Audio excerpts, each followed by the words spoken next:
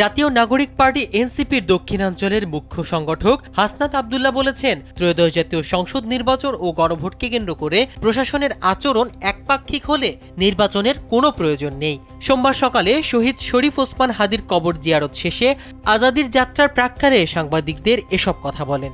হাসনাত বলেন, বিএনপি যদি গণতন্ত্র রক্ষা করতে চায় তাহলে প্রশাসনের নগ্ন আচরণের বিরুদ্ধে তাদেরও কথা বলতে হবে।